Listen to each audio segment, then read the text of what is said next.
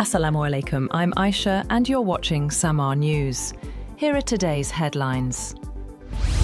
The Trump administration has ordered US diplomats worldwide to stop processing visas for Afghan nationals, effectively suspending the special immigrant visa program for Afghans who assisted the United States during its 20-year presence in Afghanistan. According to a State Department cable, all US diplomatic posts have been instructed, effective immediately, to reject all immigrant and non-immigrant visa applications from Afghan nationals, including special immigrant visa applicants. The move marks one of the most sweeping policy halts affecting Afghans seeking entry into the United States. US President Donald Trump says the airspace above and around Venezuela should be considered closed. He made the statement in a post on his social media platform, Truth Social. Trump did not provide any additional details or explain whether this reflects a policy proposal or a security warning. The message has caused confusion in Caracas, where officials are waiting for clarification. There has been no formal announcement from US aviation authorities or the State Department regarding any change in airspace regulations. The comment comes as Trump continues to increase pressure on the government of Venezuelan President Nicolas Maduro. 4 people have been killed and 14 others wounded after gunfire erupted at a family gathering in Stockton, California. Police say the shooting happened during a child's birthday party, and early signs suggest it may have been targeted. Authorities say the investigation is active, with no details yet on the shooter.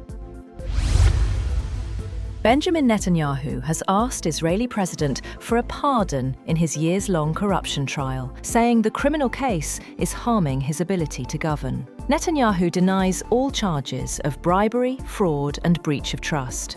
His lawyers say he still expects a full acquittal. In a video message, Netanyahu urged political leaders to support the move.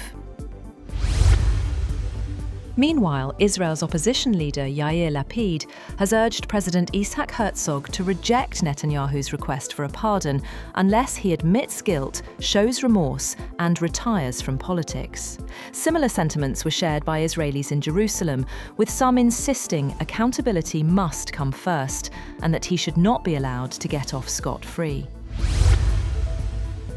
Ukrainian President Volodymyr Zelensky has appointed former US Ambassador Oksana Markarova as his new advisor on reconstruction and investment.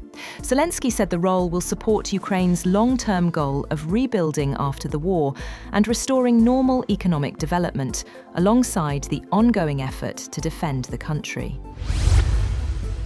North Korean leader Kim Jong-un has emphasized the Air Force's role in strengthening the country's nuclear war deterrence. He made these remarks during celebrations for the Air Force's 81st anniversary, where he appeared alongside his young daughter. Photos show Kim inspecting unmanned aircraft, mobile missile launchers, and other military equipment. Meanwhile, a Ukrainian intelligence official says North Korea has begun mass production of small, short-range FPV drones, as well as larger, medium-range battlefield attack drones.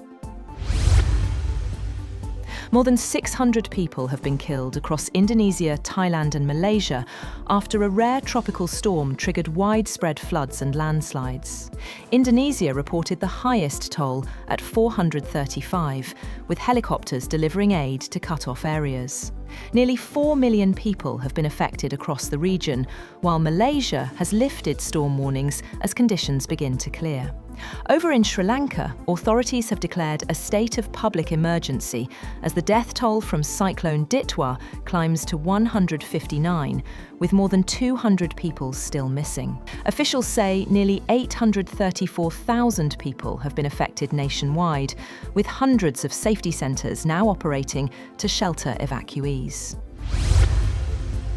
Operations have resumed at Iraq's Khor Mor gas field, days after a drone attack forced a shutdown and triggered widespread power cuts across the Kurdistan region. Gas transmission to power stations has restarted. The Khor Mor field is one of the region's largest and a critical supplier for power generation. Authorities say restoring gas flow is expected to stabilise electricity supply across multiple provinces. Malaysia's Prime Minister, Anwar Ibrahim, has suffered a major political setback after his allies were decisively defeated in a key regional election in Sabah. Final results show Anwar's Pakatan Harapan coalition winning only 1 out of 20 seats, a sharp drop from the 7 seats it previously held in the eastern Borneo state. Political analysts say the results mark a serious blow for Anwar, calling it a grim first electoral test after nearly 3 years in office. Associate Professor Lee Kwok Tung described the outcome bluntly, saying Anwar's coalition lost badly. That's all for now. For more updates, visit www.samaa.tv. Thank you for watching Samaa News.